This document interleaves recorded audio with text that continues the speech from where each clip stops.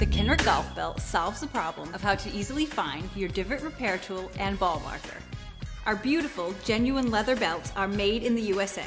No more ripped pockets or searching your bag for your divot repair tool or ball marker. The Kenrick Golf Belt can't improve your swing, but it can improve your style. Raise your game today. Hey everyone, welcome to the Golf Dudes on Coalition Talk Radio. I'm Joe Calabro, co-founder of Golf News RI, and that is Rich Capali, other co-founder of Golf News RI. Rich, how you doing today, buddy boy? Good to see you for the first time in 2 hours.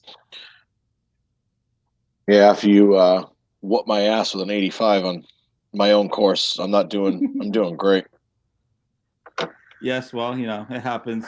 I'm 4-0. For those that are interested, which I know nobody is, I'm 4-0 in the Golf News RI Summer Series. The highlight of today, I posted on Facebook, got some reaction, so you may have seen it. The highlight of today was I had an eagle putt on the fourth hole at the championship golf course at King's Crossing, and I just missed it by a hair. It was a tap-in birdie, so it worked out for me, but that would have been cool to have the eagle. What would you say, Rich? It was about, 10 feet? It wasn't more than that. It was about a 10-foot birdie putt or so. No, it was eagle putt. It was like it was 8 feet. No, it was inside. It was inside like 4 feet. Really? You get a four iron from 210. Well, yeah, 210 inside of 4 feet. Yeah. I didn't think it was that close, but either way, I just missed it. So still tapping birdie for me, and it would have been nice to have the eagle putt. I have the eagle, but that's okay. I'll survive. I'm just doing some social media here quick. Thank you to everyone that responded on the invite that I sent out late last night. Tried something new this week. Our views have been really good. I'm not trying to brag, but so we're just trying new things here, and some more new things are surely coming in the next few weeks or so. Some exciting stuff. So anyway, we have a lot to get to. I already wasted more than enough time, and so let's just get right into it. We do have a lot of PGA Tour stuff to get to. I know Rich is excited for that. We have a lot of thoughts on the PGA Tour, the major developments this week with the coronavirus. I know yesterday was a hectic day. Me and Rich were both kind of going back and forth on the phone, trying to figure out exactly what to post, what to put up, and what exactly was going to go on. So we have a lot of thoughts on that. But real quick, I do want to hit on some local stuff because that's the primary focus of our show. And some of this is just highlighting, but certainly Rich can jump in with his thoughts as well. And I want to start with the RI Amateur. That was the first thing on the week. The final qualifying round for the RI Amateur. Steve Chevalier, hopefully I pronounced his name correctly. He won the medalist honors, as they say, at Fenner Hill on Monday with 3 under 69. It's good for him. It was a close tournament. All three amateur qualifying events were close. They all were, nip and tuck fields, and the course were playing tough from what I was told from people playing. So he won the event. The top 27 in ties made the cut at Fenner Hill, and the cut was 5 over. Now the field is set. It has not been released yet by Riga, as far as an official field has not been released yet at last check. And I think I just posted it within the last half an hour. Then feel free to correct me if I'm wrong. But at last I checked, they hadn't posted the full field yet. Obviously, they have 2 rounds of medal play, and then they put together the brackets for the matches. And so that we're hoping that comes out sometime next week before the July 4th holiday, because the first round of the RI Amateur is July 13th. So, like I said, the last check brackets aren't out yet. And again, if I'm wrong, feel free to correct me. But RI Amateur is shaping up. There's a bunch of exemptions, obviously. What's interesting to me is I don't know what they're going to do with the Ryan Scholastic champion, because he gets an exemption. The high school state champion, basically, is what I meant to say. He gets an exemption. Obviously, there was no high school state championship this year, so I'm not quite sure how that's going to work. So that will be kind of interesting, to watch for. And again, I'm not sure what the procedures are with that because it's been such a bizarre year. But I know we're planning some big coverage for RI Amateur. We're going to have all kinds of things going on. We're going to have guests, hopefully starting next week, and kind of right through, maybe even 2 guests a night, 2 guests a show is my hope. And they go right through kind of the RI Amateur and we have a bunch of things planned, and like I mentioned, those announcements will come. But Rich, our amateur, is quite an exciting time. It's an exciting tournament, and as I like to say, because Lord knows me and you don't play quote unquote real golf. These guys are really playing, and as I've been saying, I think I said on a couple of shows ago, we have a small state, but it's a big time tournament. It's the real deal. So I'm really looking forward to our coverage of that. And like I said, we have announcements to come on our coverage and exactly what we're doing with that. I don't know if you have an amateur thought, but you're feel free to go to that. I know you're kind of excited. Like I said on a couple shows ago, whether if you go to a PGA Tour event, or even if you play at your local muni or your private course that you belong to, and you have the opportunity to play with a guy that or woman, girl, whatever, that knows how to play, it's a completely different game. Especially with the pros. Obviously they put a lot of hard work into it, but when you even with the amateurs and the weekend hacks who are single digits, 2, 3, 4, all the way up to 8, 9, it's a different game when you get to single digit, and you got to really appreciate it. I just wish I had a little time off to actually go see these guys play, but I got to work during the day, so Joe's going to have a lot of that coverage from the amateur. Well, you never know. We'll see what the coverage looks like. I know they tee off like early in the morning, so if you can, perhaps you will join me for kind of a morning show with the live from the RA Amateur, something like that. And then Thursdays, generally you have Thursdays off, so maybe we'll do something again in the morning and see what the afternoon looks like. By Thursday, they're deep into match play. We're at the quarterfinals of the whole thing by Thursday. And I think Saturday. Yeah. I think Saturday is the final. The final is 36-hole match. A 36-hole match. So we'll see what happens. I don't want to make any projections or say exactly what we're going to do because it's still kind of up in the air. But we do have big coverage planned, and we do have announcements to come in the coming days to the next week or so. I have a bunch of things planned. I know Rich has some people that he's close with from King's Crossing and other places that he's looking forward to getting on or talking to in some capacity, even if it's an article or whatever it is. So big couple weeks coming for the Ride and Golf for the RA Amateur. And like I said, stay tuned for announcements on that. Moving on, what I thought was the big story of the week locally. And again, we have tons of PGA Tour stuff coming up. So if you're tuning in, listening to us, looking for our thoughts on the PGA Tour, we do have plenty of those. I have a lot of thoughts on the handling of the coronavirus, especially of the Nick Watney one. But that is coming later in the show, a little bit later in the show. I'm just trying to breeze through some of these local stories here. I want to get to the Brown sports thing because there have been some major developments with Brown University. To be honest, it's reached a level that I didn't think they were going to get to. I don't know much about the legal part of this stuff as far as them cutting sports and all that stuff. I know obviously as we reported a couple weeks ago, actually Pat Ford first reported it on our show, and I just simply hadn't seen it yet, and that was my bad. That Brown had cut, at the time it was 11 sports, including men's and women's golf. They have since reinstated track and field and cross country, and so now they're down to 8 sports being cut, including men's and women's golf. I think fencing was another one, and a couple of other sports that escape me right at the moment. But anyways, obviously we report on it from a golf perspective, but this is for all sports. Earlier this week, I reported that the Coalition of Student Athletes at Brown University, and don't mind me, I'm just trying to read. I don't want to mess the names up. So I'm just trying to read off the paper here.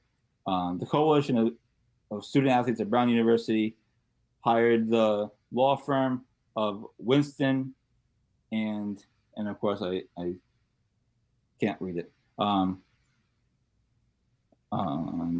got it. Go ahead. They hired a law firm of Winston and Well, anyways, I can't read my own writing. That's my own fault. And this law firm sent a letter to Brown University President Christina Paxson, pretty much asking her to reinstate the 8 sports that were cut. And so there have not been any more developments. Chicago-based law firm of Winston and Strawn. Winston and Strawn, that's right. Yes, Winston and Strawn. They're a big-time law firm. They're one of the top sports agencies, sports law firms in the country. If not, maybe even, I don't want to say the world, but certainly in North America. And so they hired them. Winston and Strawn sent a letter to Brown University President Christina Paxson, basically asking her to reinstate the sport to the 8 sports. And if you read the letter, which we posted some of on our website, it's pretty damning. They pretty much accused Brown of planning to cut these sports all along, but still recruiting. So, for example, one of the female golfers that was quoted in the article, or was quoted in their press release that you can find both on our website and on prnewswire.com. Little behind the scenes journalism news tip for everyone there, prnewswire.com. She basically said that she was recruited. She's a what they call a rising freshman. So a freshman is a freshman, I guess. But they quoted it as a rising freshman. So to use their language, she was a rising freshman. She was recruited to Brown to play women's golf. Now all of a sudden they don't have a program anymore, and so she was extremely disappointed. Obviously, everyone's disappointed. But they basically accused Brown of planning to cut these sports, but still allowing teams to recruit anyways. And so a lot of these kids are, not all these kids, and especially the seniors who didn't have weren't able to have a season because of coronavirus anyways to begin with. They, now they have kind of nowhere to go, and they're kind of stuck, at least for now. So this is now kind of going into legal action. And then I further reported, I think the law firm, I think it was Monday. I put that up Monday. And then the second story I further reported was the lawyer at Winston & Strawn that they're using is a guy named Jeffrey Kessler. Now, I don't know. I mean, obviously, Rich, you saw the content, you saw the story. So, I mean, you know the answer. But rhetorically, I don't know if people recognize that name, because I recognized it right away. I didn't know exactly who he was. Yeah. So I didn't know exactly who he was, but I'm like, damn, that name sounds familiar. Like, that's going to be somebody. Like, I've heard that name before, and it's got to be somebody. So just out of curiosity and just for craps and giggles, I Googled them.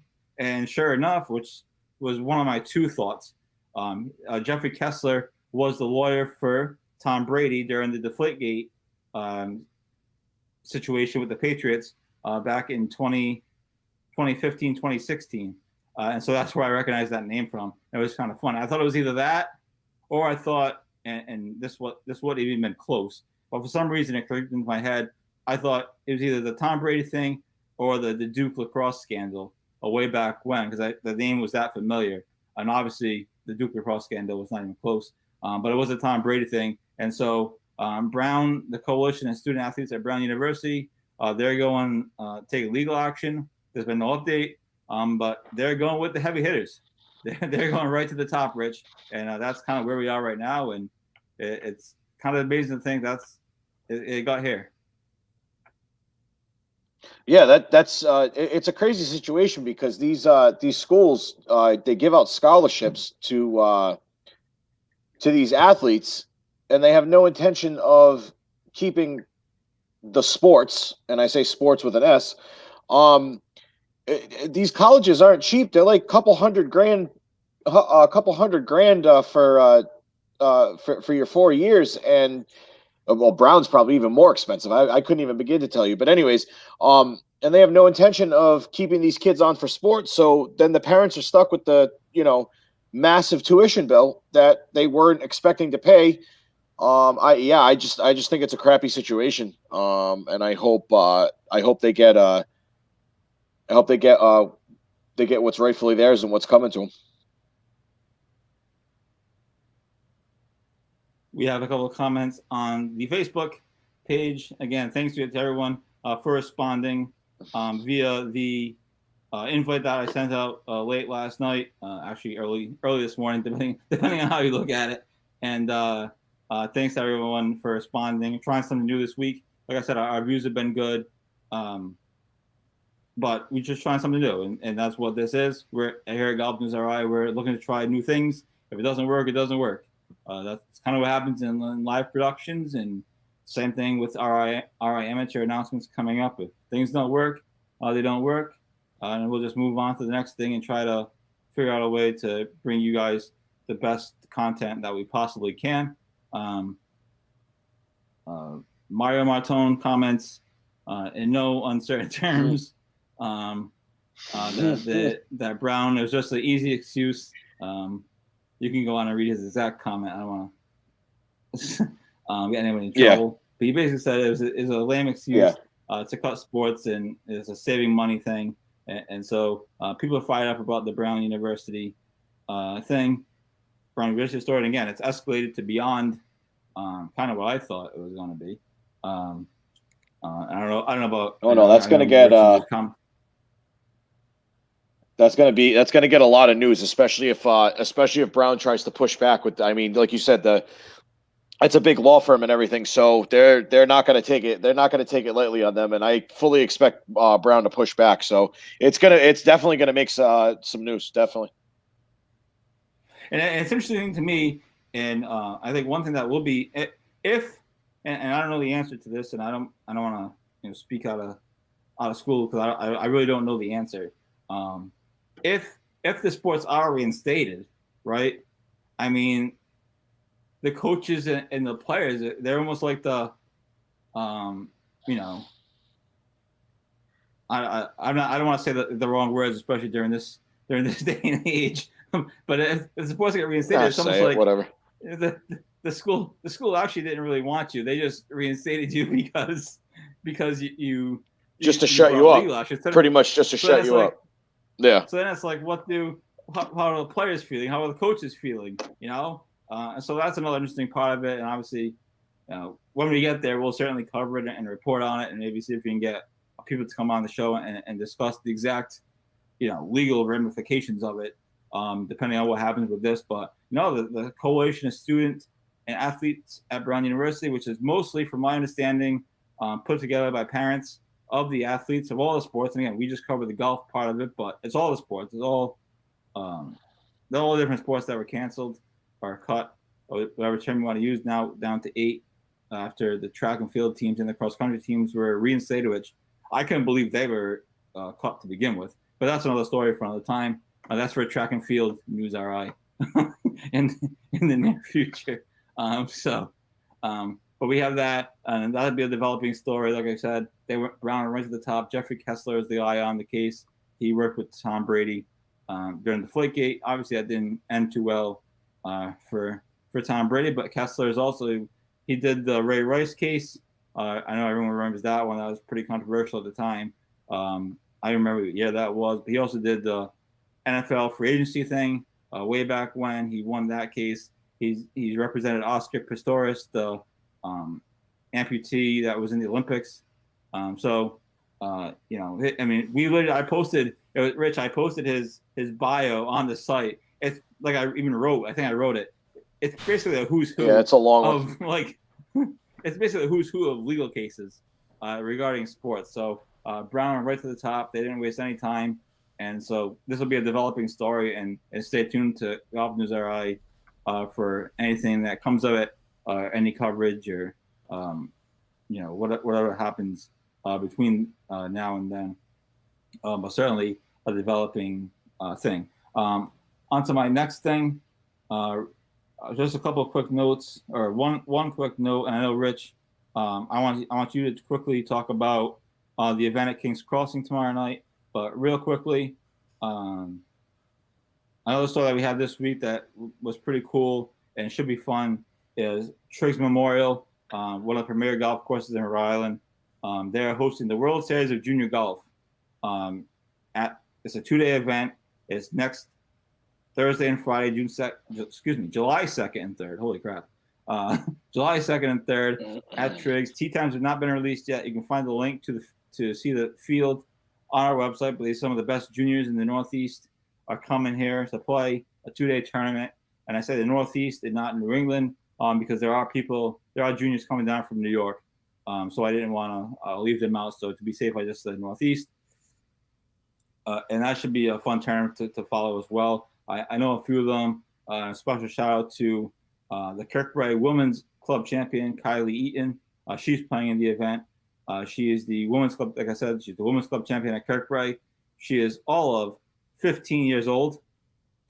And she won the club championship last year. She's defending it this year. She has a parking spot at Kirkbride. She can't even drive yet. And she's playing in the event, and she could be the next women's golf superstar out of her island, because she's a real good player. I was watching her hit balls on the range just for fun the other day. For you hockey fans, she is actually the daughter of Mark Eaton.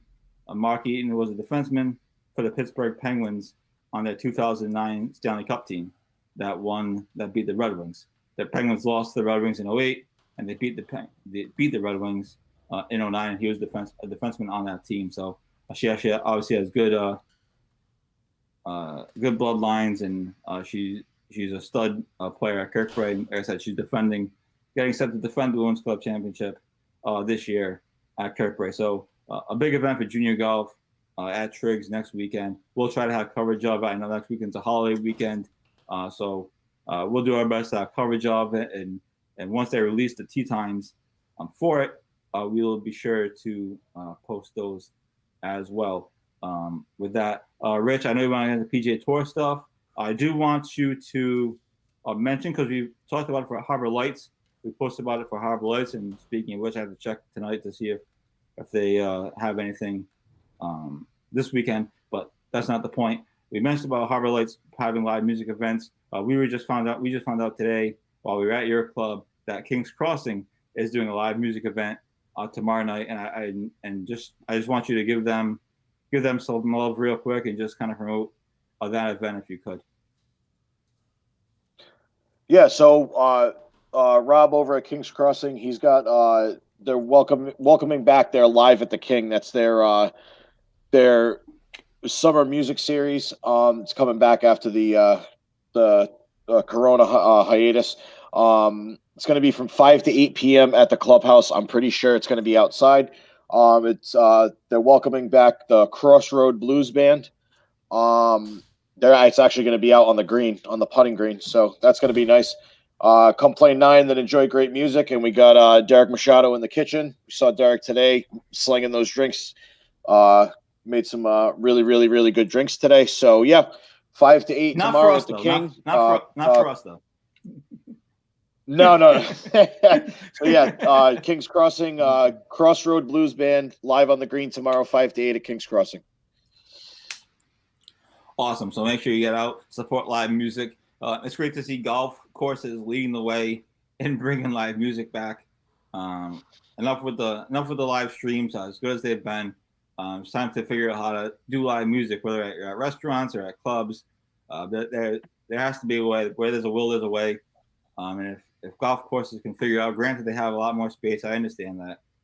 But nonetheless, where there's a will, there's a way. And so it's great to see golf leading the way in that category as well. So there's that. Be sure to check out King's Crossing. And I'm sorry, Rich, it's open to the public, right? Anybody can go. You don't have to be a member. Correct. All right. I just want to make sure. Correct. I'm sure you probably said it.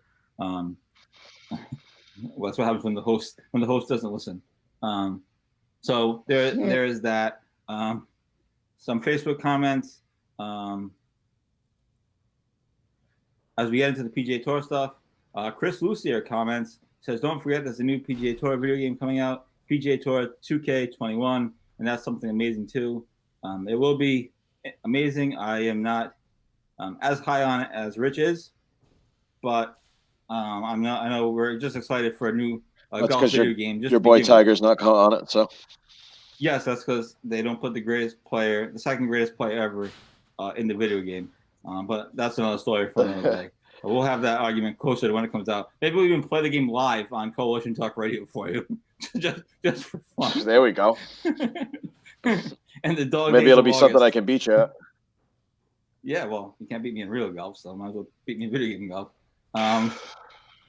Oh, burn. So yeah, that's kind of the local stuff that I got. I know there's a couple of other things. Camp Agawam is opening on June 29th. Agawam Hunt, who we talked about a lot last week, they're opening a camp for kids. It's golf, racquetball, tennis, all kinds of things. It's a great way to start learning the game and golf. So that's kind of one other thing. I do want to now, unless Rich has something else, I know we talked about Kings Crossing. I do want to get into the PGA Tour, kind of segue from PGA Tour 2K21 to the real PGA Tour, because we've had a lot of coverage of it this week. That's not what I that's not what I thought we were going to have, but it turned out that way, which is fine. That's kind of how it goes. But some major developments with the PGA Tour this week. After they went through the first week and a half ish of no positive coronavirus tests. Rich is running away; he's bored. But anyways, after they went the first week without any positive coronavirus tests, over the last 5 days or so, they've had 4 positive coronavirus tests. And so yesterday, by the way, Rich, it's nice of you to rejoin us. Thanks for yeah, it was getting a little dark in here. I had to throw a light on. I thought you were getting bored. But anyways, I was just introing the PGA Tour stuff, which I know you're going to hit on kind of more full, but just to highlight 4 positive tests over the last week, plus 2 players, Nick Watney and Cameron Champ, and then the other 2 were caddies, Graham McDowell's caddy and Brooks Koepka's caddy. And total 5 players withdrew from the Travelers Championship, which is going on now over in Connecticut.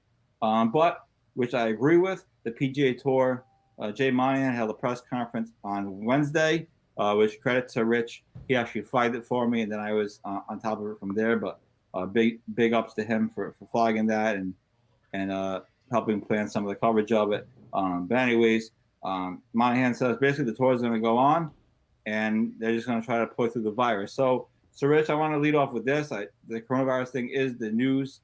We can hit on a little bit of the tournament if you want as well. But just your thoughts on the PGA Tour handling of the coronavirus. Obviously, we wrote on the Nick Watney thing. In my personal opinion, and I wrote this, and I used press releases and quotes and everything.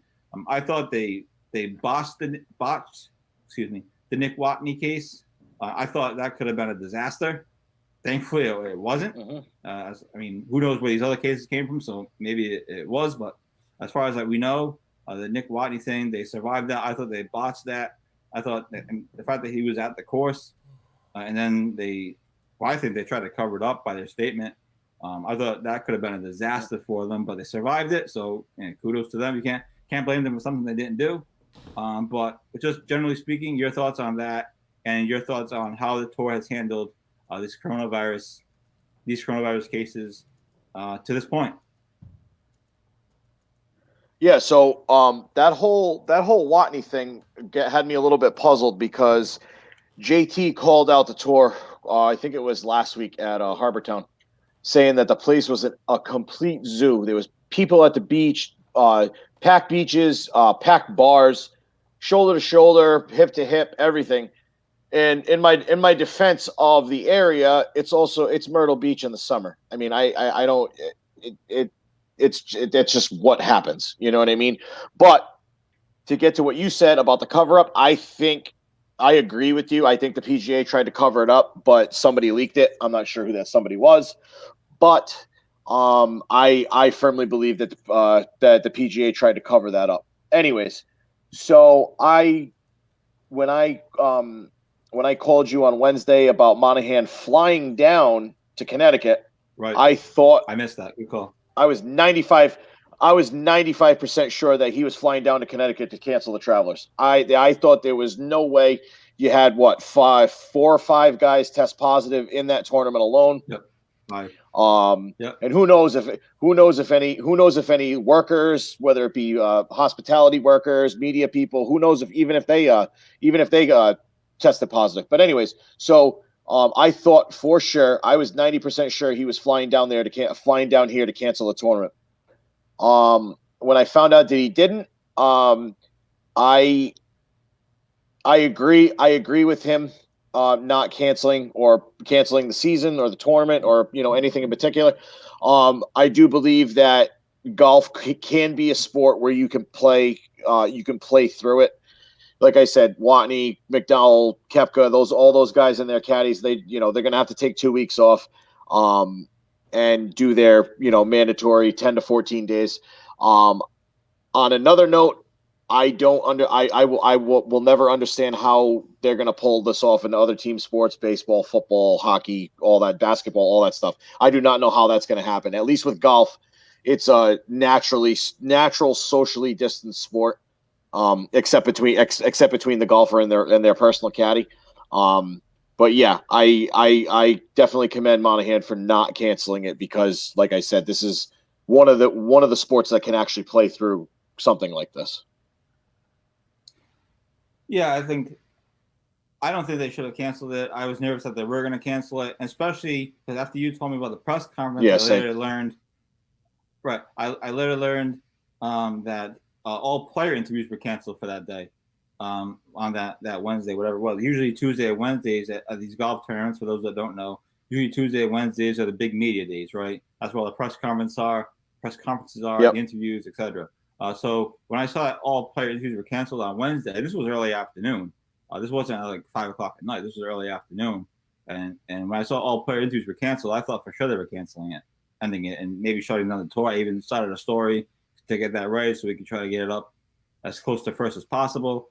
And then it turns out that was not the case. I know we have about 15 minutes left, trying to go to 8:15 here. And now we're going to get into the Travelers Championship a little bit, but I kind of agree with you, Rich. And who knows? Maybe it could happen. And I'm a sports fan, just like everybody else. Hockey, basketball, not so much baseball, but I respect the sport, and obviously football. If golf can't keep these players relatively safe, and again, golf, like you said, can kind of get away with it a little bit and kind of battle through it a little bit. I think it's going to be fascinating to see what happens when these team sports return and all these guys are quarantined on campus and or in a city, whatever it happens to be. I know NBA is talking about Orlando, Disney World. Hockey is between Vegas and possibly Toronto. It sounds like. I'm not 100% sure on that, but I just don't see how these team sports are going to be able to return if a sport like golf, can't prevent a ton of coronavirus cases. So it's so like golf, it's okay. But like Monahan said, we have to learn to live with the virus, and you have to learn to get through it. And whatever happens is going to happen. You made a good point earlier about what happens when we get to the majors. Are players going to take 2 weeks off, before the Masters or whatever? I think the first major is actually the PGA Championship. But whatever it is, are they going to take weeks off just to try it? Go ahead. Yeah, and like I said, as stupid as this sounds and as bad as this sounds, it's like, it's almost better if you get it now as a sports person than have to quarantine 2 weeks when it's the U.S. Open, the PGA Tour, the PGA Championship. Then you got Augusta in November. Like, I mean, what happens if some of these guys have to miss 2 out of 3 of those things because they're sick? As stupid as it sounds, it's like, if you're gonna get it, sort of now's the time to get it. As dumb as that sounds, and that goes the same for the other sports too.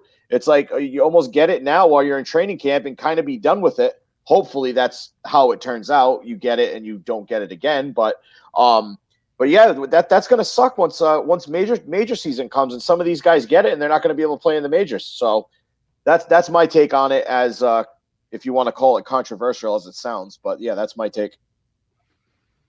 No, I don't think it's controversial. I mean, it sounds, like you said, it sounds ridiculous to say, but when you're an athlete, there's NBA players that have it now, and they've already committed to play to go down to the bubble in a couple of weeks or a month, whatever it is. I don't know all these schedules offhand, but people can fill in, and they're still going. So maybe that's kind of not that they're rooting for it to get it, not that we're rooting for people to get it, obviously.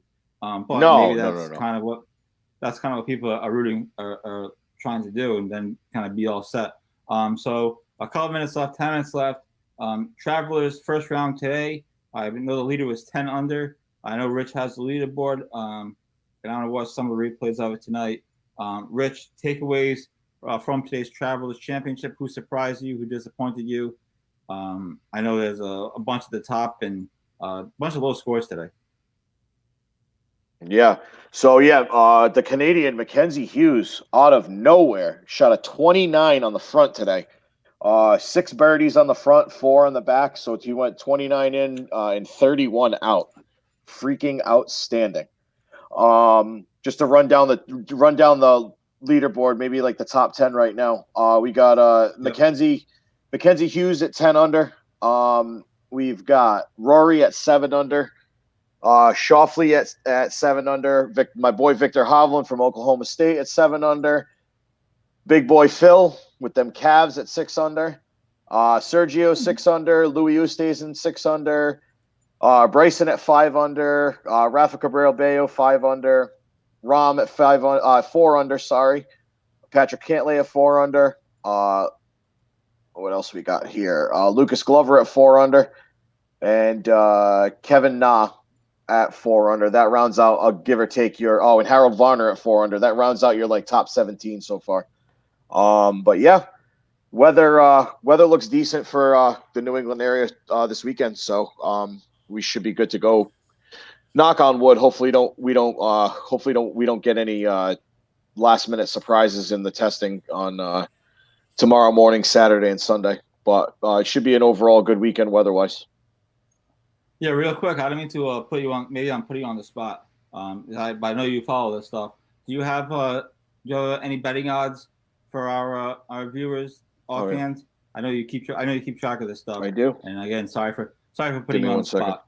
But just give people an idea of what's going on betting wise the rest of the way. Let me log into my degenerate app. So while he's doing that, here we go. I got it right here. All right, sorry. All right, so I'll give you a couple. As the leaderboard sits right now, we got McIlroy is the favorite at plus 350. So if you put a $10 bet down, that'll get you 35. It's easier for me if I do it in tens. Schauffele's the runner-up at plus 600, 10 to win 60, obviously. Down the line, DeChambeau plus 800, Victor Hovland plus 1,000, Mackenzie Hughes at 1,800. If he can put some birdies together on the weekend, now I don't know a lot about him. That plus 1,800, that's 10 to win 180. That's a decent value. But like I said, he hasn't been around for a while, so you got to be careful on spending a little money. Rahm at plus 2,000, Sergio 2,200, Justin Rose 3,300, and Louis at 3,300. Let me see if there's any more notables. Oop. Yeah, it doesn't look like there's any more notables. But let's see what we got. Bubba Watson plus 8,000. He's not really in the top 10.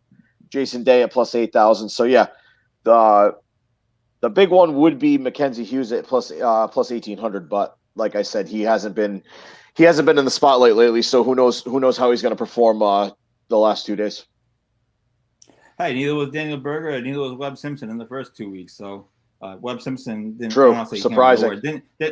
Daniel Berger kind of came out of nowhere. Webb Simpson obviously is a known commodity, major winner. So but Daniel Berger won, and then he was in the top 5 the next week. So he's been playing lights out. I know, that incredible crazy. So that's kind of the PGA Tour wrap. Stay tuned this weekend with the Travelers Championship.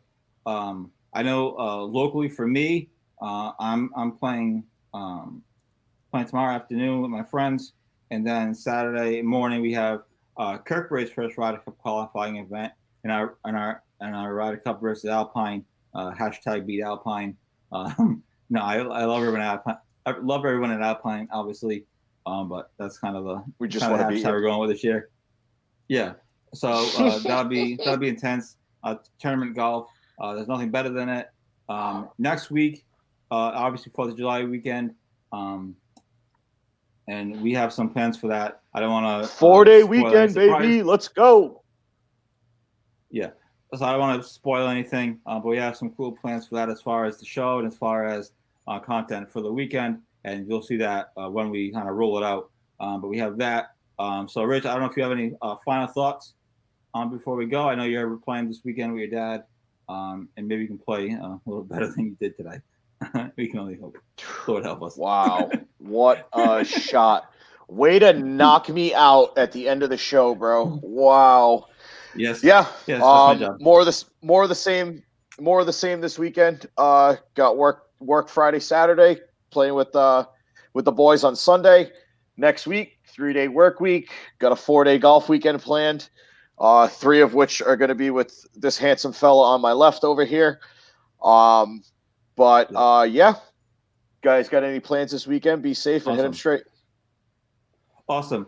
Rich, thank you for your contributions this week. Thanks for the help on the PGA Tour stuff. You really did a great job of getting that stuff up and figuring out content-wise. Real quick to the Facebook, I want to thank Chris Lucier for watching. Thanks to Mario Martone for watching. Thanks to my mother for watching. My brother for watching. Dan Goulet for watching. Caitlin Allen for watching. Rick Capali for watching. He says I smoked you today. So even your dad's continuing to trash talk. And also, I'd like to thank Jeff Agawam for watching and Lisa Ansaldi for watching. Lisa, we miss you at Kirkbride. So that's all I got. Thanks everyone for watching. I think this invite thing worked out pretty good. And so maybe we'll do it on a consistent basis and see what else we can do as far as adding content. And maybe one of these days, we'll hopefully we can do like a live show from Country Club XYZ and have people there and gonna do something, make it like a real event in the near future. That's something that I'm thinking about. A hashtag live from taking the golf channel. Live from, yeah. Hashtag live from. Oh yeah. Yes. We'll see. Yes. We'll see how many live froms the golf channel is doing after they cut half of their staff. But I don't want to crap on them. Oh yes. But anyways, thanks everyone for watching. We'll do the event again next week. And we have, like I said, we have exciting announcements coming up. I don't want to spoil stuff, but there's some cool live shows, live froms coming up. And also, as I mentioned off the top, stay tuned for our announcements on our RI amateur coverage. We're going to try to do a big job. Ken Martone tuned in right at the end. Ken, thanks for tuning in. You can watch the replay on the Facebook pages, and also it'll be on our website tomorrow morning, so you can catch the whole replay there. But thanks for tuning in. I appreciate it. And that's all I got. And so I hope everyone has a great weekend. Stay tuned for Golf News RI all weekend long for all coverage of tournaments, coverage of the Travelers Championship. Keep an eye on those coronavirus cases because now it's, now anything can happen with it as far as the PGA Tour and the Korn Ferry Tour goes. And I hope everyone has a great weekend. And we will talk to you next weekend, holiday weekend, big weekend for golf in Rhode Island, big weekend for us. And we are excited to get into it. So hope everyone has a great weekend. Have a great night. Thanks for the support and goodbye.